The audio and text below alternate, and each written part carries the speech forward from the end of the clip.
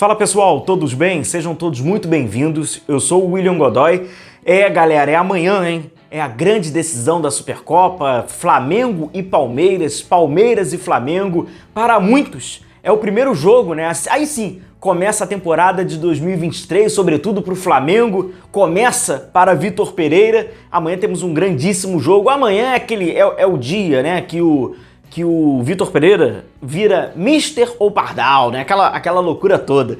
Vamos falar um pouco sobre esse confronto que gera muita expectativa, porque a gente está falando de, sem dúvida nenhuma, duas das melhores equipes do futebol brasileiro e do futebol sul-americano nos últimos anos. São duas equipes que protagonizam, mais do que isso, elas vão guardando e erguendo taças. É uma Supercopa, é uma super decisão de dois grandes e super times.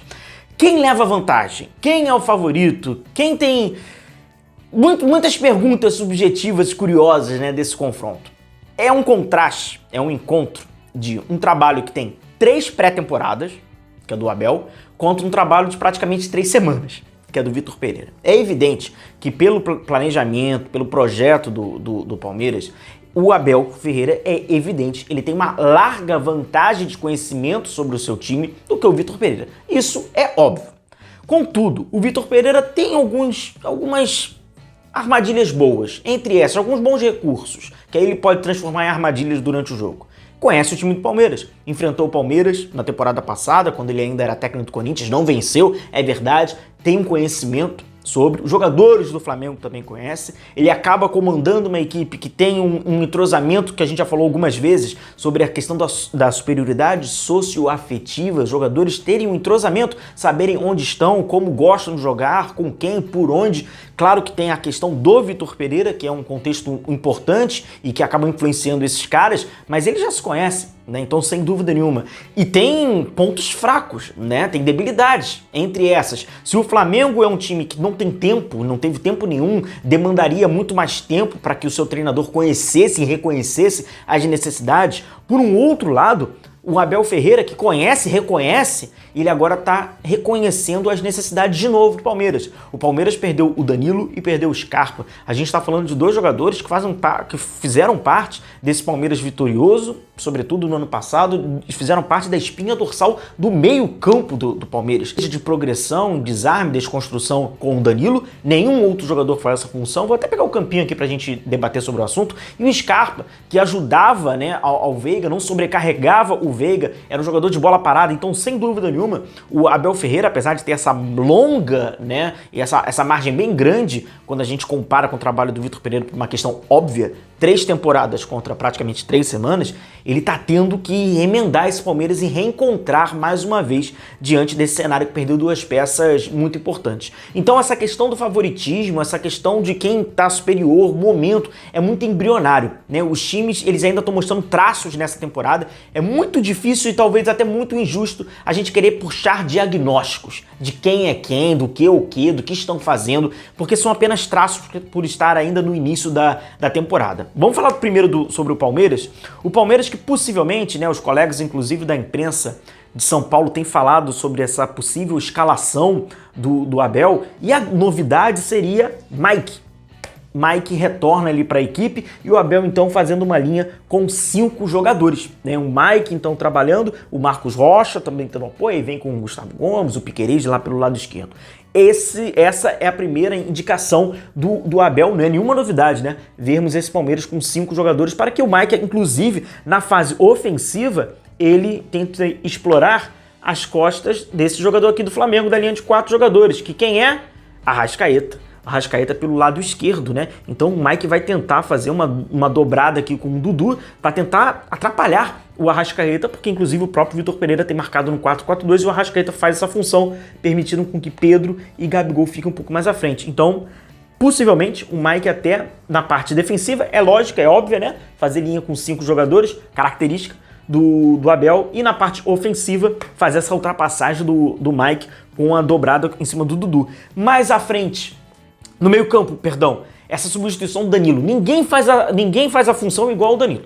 Encontrar o substituto do Danilo é perda de tempo, é um novo circuito. Possivelmente o Gabriel Menino, fala-se também do Jailson, para fazer companhia a um Zé Rafael que vai ter que ser mais voluntarioso e dinâmico daquele de 2022, porque vai ter que ajudar na chegada com o Veiga, que agora está isolado, o homem da criação, o Dudu mais aberto por um lado, aí fala de Rony como um falso, e o Endrick, jovem Endrick, pô, uma atração, né, garoto jovem, uma atração, mais uma dessas várias atrações para essa decisão, ou ele vai jogar mais à frente, ou o Abel vai colocar o Endrick no banco de reservas e coloca, né, num eventual segundo tempo. Tem algumas opções, apesar, né, dessa perda que é muito grande, sem dúvida nenhuma, tanto do Danilo quanto ali do Gustavo Scarpa, sem dúvida nenhuma. E por outro lado, o Flamengo, muito embrionário, o início do trabalho do Vitor Pereira, é fundamental o resultado positivo para o Vitor Pereira para chancelar esse início, para ele ter algo que poucas vezes o técnico consegue ter no futebol brasileiro, principalmente no Flamengo: tranquilidade. Um resultado positivo amanhã no estádio Mané Garrincha em Brasília dá ao Vitor Pereira tranquilidade para um prosseguimento de um trabalho que tem muitas provas. Ele vai ser muito espiado. O Vitor Pereira está nas provas e expiações.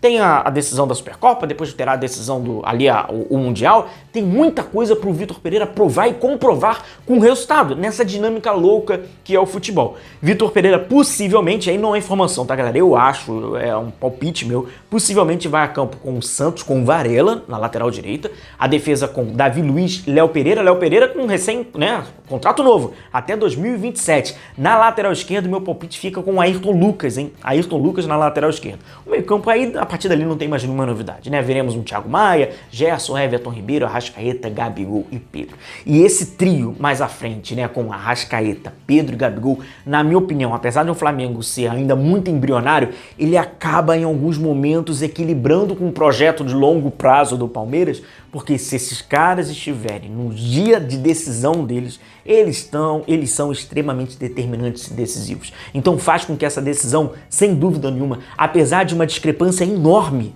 em caráter de projeto de trabalho, em caráter de onde está o andamento do trabalho de ambos os treinadores, é completamente distinto. Não cabe, nós aqui temos uma ordem de comparação, chega a ser ridículo se nós compararmos, mas só que é determinante. A perda de dois jogadores importantes, dessa espinha dorsal do Abel Ferreira, e esses jogadores que individualmente já provaram e comprovam a cada temporada como eles são determinantes, como eles são decisivos para o Flamengo. Junto com isso, um Vitor Pereira que não é um estranho no ninho. Vitor Pereira conhece o time do Palmeiras, enfrentou algumas vezes, não conseguiu vencer, é verdade, mas ali não tem nada, só é analisar, recapitular os estudos que já foram feitos, porque ali não tem nenhuma novidade para ninguém. A verdade é essa: o Palmeiras conhece o Flamengo conhece o Palmeiras, o Abel Ferreira conhece o Palmeiras e o Abel Ferreira conhece o Flamengo. O Vitor Pereira está conhecendo o Flamengo e conhece o Palmeiras. Promessa óbvia de um grandíssimo jogo, então 3h30, a nossa live começa aqui, então chega junto